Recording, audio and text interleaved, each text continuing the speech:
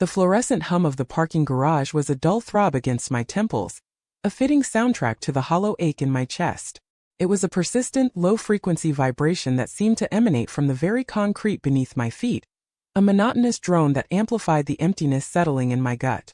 I just walked away from the conversation, the polite, professional smile plastered on my face feeling like a mask that was about to crack, the edges already beginning to fray. The carefully constructed facade I'd maintained for the last hour was a fragile thing, and I could feel the pressure building, threatening to shatter it into a million pieces. Their words echoed in the concrete cavern, each one a tiny sharp shard of dismissal, glinting malevolently in the sterile shadow-laden light. "We appreciate your perspective, Sarah," Mr. Henderson had said, his tone a practiced blend of patronizing encouragement and firm finality. He'd leaned back slightly in his plush office chair, his hands clasped loosely on the polished surface of his desk, as if the weight of his words was too substantial to hold. The emphasis on perspective was subtle, almost imperceptible to the untrained ear, but to me it was a siren's call, a warning of the treacherous waters ahead. And then came the pronouncement, delivered with the same smooth, unruffled air. "But this role requires someone with a different kind of experience." Different kind of experience. That was code. Code for not being one of them, code for not having played the game, code for being, in their eyes, fundamentally less. It was a language I had become intimately familiar with, a vernacular of exclusion spoken in hushed tones and coded phrases.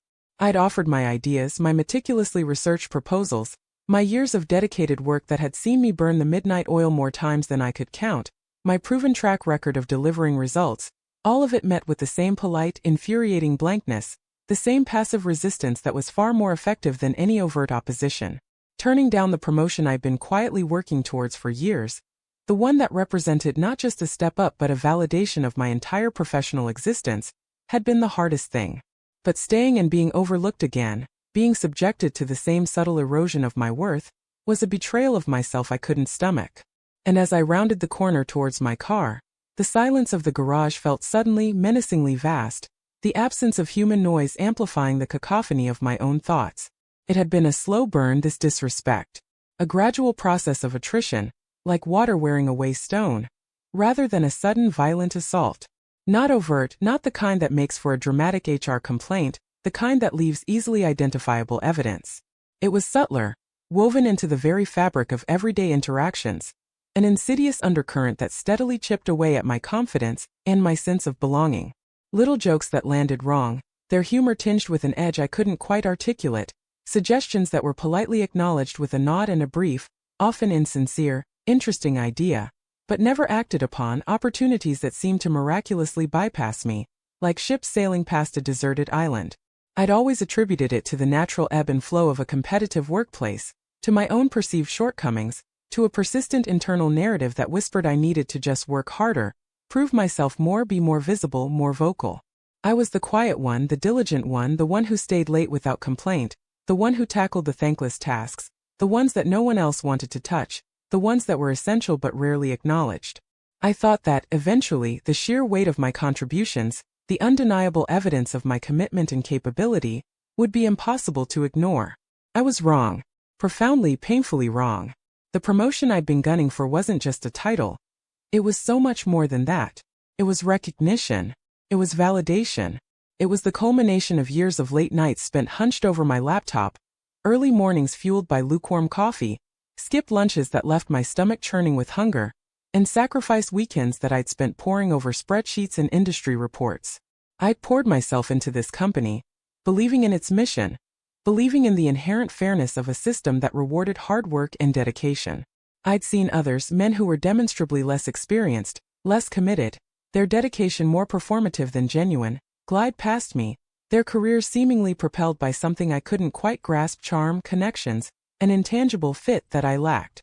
I tried to emulate it, to be more outgoing, to schmooze, to play the office politics game, but it always felt like a poorly rehearsed play, performative, exhausting, and ultimately inauthentic. I'd felt an imposter in my own skin. So I decided to double down on my strengths, the skills that came naturally to me, the ones that I knew were my bedrock. My sharp analytical skills, my unwavering attention to detail, my ability to deliver tangible, quantifiable results, the kind that couldn't be easily dismissed or overlooked. When the position was finally announced, a flicker of hope, fragile but persistent, ignited within me. I was confident, not in an arrogant way, but in the quiet certainty that comes from meticulous preparation. I'd prepared meticulously, tailored my application to highlight every relevant skill and accomplishment, and rehearsed my interview points until they felt like second nature, as natural as breathing. I walked into that conference room, a knot of nervous anticipation tightening in my stomach, and presented my case with as much poise and conviction as I could muster. I laid out my vision for the role, my strategic approach to the challenges ahead, my deep understanding of the opportunities that lay before us. I felt a spark of genuine excitement, a sense of purpose that had been dormant for too long. And then the polite dismissal. Mr. Henderson, with his perpetually smooth handshake and vacant, unseeing eyes, had been the final arbiter. He'd looked at me, then at the file on his desk, then back at me, a flicker of something that might have been pity, or perhaps just boredom in his gaze. It was the look of someone who had already made up their mind, who was simply going through the motions. "You're a valuable member of the team, Sarah," he'd said, the words feeling like a gilded cage, a compliment that served only to underscore my limitations. But this particular trajectory, it's for someone who can navigate the more strategic alliances. Strategic alliances. Another euphemism, another coded phrase that spoke volumes in its vagueness. I understood. My quiet competence wasn't enough. My loyalty wasn't enough. My results weren't enough. I was a cog in the machine, essential for its operation, but ultimately replaceable, not a player in the grand game of corporate advancement. Walking away from that meeting, the world seemed to shift on its axis. The familiar office buzz, once the soundtrack to my ambition, felt alien, discordant. The cheerful greetings from colleagues, their smiles sometimes genuine, sometimes perfunctory, the aroma of stale coffee that permeated the air, the rhythmic hum of printers churning out reports. It all felt like a stage set for a play I was no longer cast in, a performance I was no longer a part of. I spent the rest of the day in a daze, performing my duties on autopilot, my mind a million miles away. The thought of continuing to pour my energy, my passion, my very essence into a place that saw me as expendable, as a placeholder, as someone who could be so easily set aside, was soul-crushing. But the thought of leaving, of severing the ties that, however strained, still bound me to this familiar landscape, of starting over from scratch in an unknown environment, felt terrifying. The inertia of habit and the fear of the unknown held me captive. That evening, nursing a lukewarm cup of chamomile tea at my kitchen table, the initial shock began to recede, and the anger began to simmer, not a fiery rage that consumed and destroyed, but a cold, steady burn that promised a slow, deliberate heat. I replayed the conversation, dissecting every inflection, every carefully chosen word, every subtle nuance of Mr. Henderson's delivery. I thought about the years I'd invested, the personal sacrifices I'd made, the opportunities I'd foregone, all in the pursuit of this seemingly unattainable goal. And then a quiet clarity settled over me, a profound realization that cut through the fog of disappointment. They had underestimated me. They had written me off. They had assumed that my lack of outward ambition, my quiet demeanor, meant I wouldn't fight back, or that I would simply accept their decision and fade into the background, a willing victim of their corporate machinations. They saw me as a compliant sheep, easily led, easily managed. They were wrong. Terribly, unequivocally wrong. My revenge wasn't about a dramatic confrontation or a public shaming, not about grand gestures or emotional outbursts. It was about something far more subtle, far more fitting for the world they inhabited, the world where appearances and carefully curated perceptions held so much sway.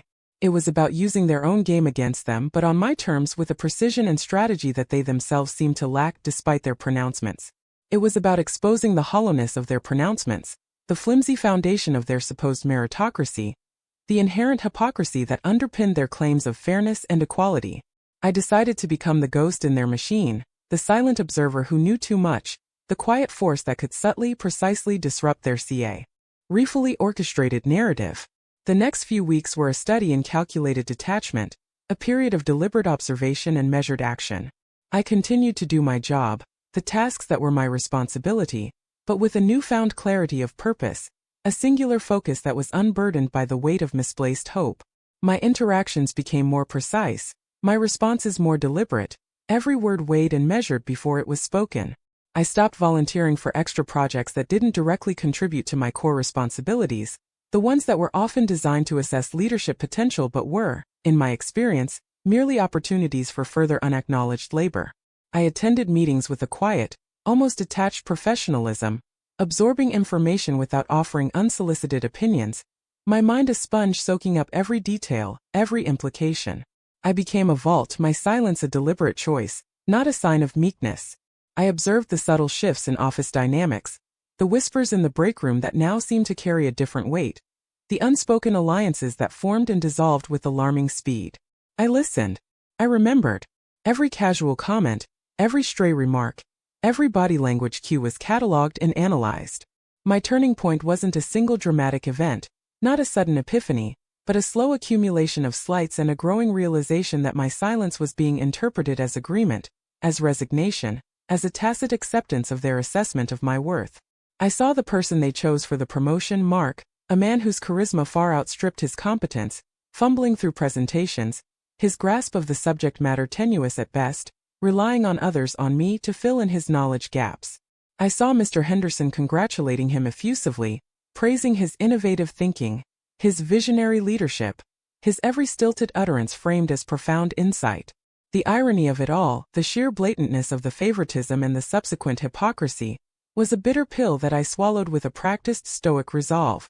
The opportunity presented itself during a quarterly review session, a mandatory all-hands meeting where department heads presented their progress and future plans to the wider company. It was an event steeped in corporate ritual, a platform for self-congratulation and strategic pronouncements. Mr. Henderson was up, droning on about his team's achievements, his narrative carefully crafted to highlight his own indispensable leadership, his role as the visionary architect of their success. He spoke in broad strokes, using corporate buzzwords like confetti, showering the room with jargon that meant little but sounded impressive. And then he paused, looking around the room with that familiar, self-satisfied smirk, the kind that suggested he knew all the answers, that he held the keys to the kingdom. And of course, he boomed, his voice amplified by the microphone, our continued success hinges on fostering an environment of open communication and collaborative innovation, where everyone's voice is heard and valued. It was that last phrase, everyone's voice is heard and valued, that gave me the opening, the precise moment I had been waiting for. It was so blatant, so disingenuous, given my own recent experience, a direct contradiction to the reality I had lived. I didn't raise my hand in the conventional sense. I didn't interrupt the flow of his self-aggrandizement. Instead, when the Q&A segment began, and the floor was open for questions, I waited, allowing a few hesitant, generic inquiries to be addressed, to establish a rhythm. And when a few hesitant, generic questions had been asked and answered, questions that skirted the edges of any real substance, I spoke. My voice was calm, steady, and completely devoid of emotion, a dispassionate instrument delivering a perfectly crafted question. Mr. Henderson, I began, my gaze direct, unwavering, locking onto his across the expanse of the conference room. You mentioned the importance of open communication and valuing every voice. Given the recent promotion within your department, could you elaborate on the criteria that led to the selection? Specifically, what were the key performance indicators or qualitative assessments that distinguished the successful candidate from other strong contenders within the team? The room fell silent. You could have heard a pin drop, the sudden absence of ambient noise amplifying the tension. Mr. Henderson's practiced smile faltered for the briefest of moments, a barely perceptible tremor in his otherwise composed features. He blinked, a slow, deliberate movement, as if struggling to process the unexpected challenge. He stammered, a rare lapse in his usual fluency. Well, Sarah, as I'm sure you understand, these decisions are complex, involving a variety of factors. I pressed on, my tone even, my composure unwavering, refusing to let his discomfort derail my artfully constructed inquiry. I understand that decisions can be complex, sir. But for the benefit of everyone here, particularly those who, like myself, have dedicated years to contributing to the department's success, it would be incredibly valuable to understand the framework used. Transparency and advancement is, as you noted, crucial for fostering trust and ensuring that indeed, every voice feels heard and valued, and that contributions are genuinely recognized. I emphasize the word genuinely, with a subtle but deliberate inflection, letting it hang in the air, a silent accusation. He was cornered, his escape route systematically blocked by my precisely worded questions. He couldn't dismiss the question outright without directly contradicting his own earlier pronouncements and looking like an utter hypocrite. He couldn't elaborate without revealing the thinly veiled favoritism and the subjective, often arbitrary criteria that had dictated the decision, thus exposing the fraudulence of their purported meritocracy. The other department heads shifted uncomfortably in their seats, a collective unease rippling through the executive ranks. Colleagues, many of whom I knew had felt similarly overlooked and undervalued, looked at me with a mixture of shock, dawning admiration, and a flicker of shared understanding. He finally managed a week almost defeated.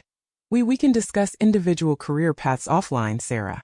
And I simply nodded, my expression neutral, my victory a quiet, internal affirmation. Of course, sir. Thank you for the clarification. The words were polite, respectful even, but they carried the weight of a silent, unyielding challenge. The aftermath wasn't immediate fireworks, not a Hollywood-style explosion of dramatic consequences. It was a slow, palpable shift, a subtle recalibration of the office atmosphere. Suddenly, people looked at me differently. The hushed conversations in the break room now included my name, but with a different inflection, curiosity, respect, even a touch of apprehension. The subtle dismissals I'd experienced began to dry up, like dew under a midday sun. Colleagues who had previously been polite but distant, maintaining a professional but guarded demeanor, started seeking my input, their deference now laced with a newfound wariness, a recognition that I was not someone to be easily dismissed. They knew I wasn't just a quiet worker anymore. I was someone who wouldn't be easily overlooked, someone who understood the unspoken rules of their game, and was willing to quietly, precisely, call them out when they were violated. Mr. Henderson avoided eye contact for weeks. When he did speak to me, his tone was noticeably more guarded, less patronizing, stripped of its former arrogance. He'd lost a sliver of his manufactured authority, his carefully constructed image of enlightened leadership chipped away by a single, calm, perfectly aimed question. Mark, the promoted individual, seemed less confident, more aware of the scrutiny he was under, the weight of his undeserved position suddenly more visible. The whispers about his competence, which had previously been confined to hushed tones and knowing glances, were no longer just whispers. They were an audible hum, amplified by the quiet question I'd posed, lending them a legitimacy they hadn't possessed before. I hadn't sought revenge, not in the conventional sense, not in the way that involved personal animosity or a desire for retribution.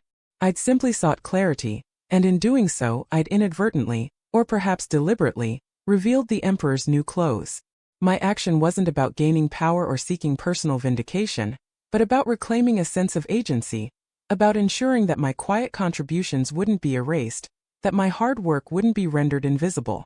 I continued to do my job, my professionalism unwavering, my dedication to my tasks undiminished. But now there was an unspoken understanding that permeated every interaction. I was seen. I was heard. And the silence, once a perceived sign of my subservience, had transformed into a testament to my quiet strength, a powerful tool that I wielded with precision. The parking garage threats had been about trying to diminish me, to reduce me to a mere insignificant presence.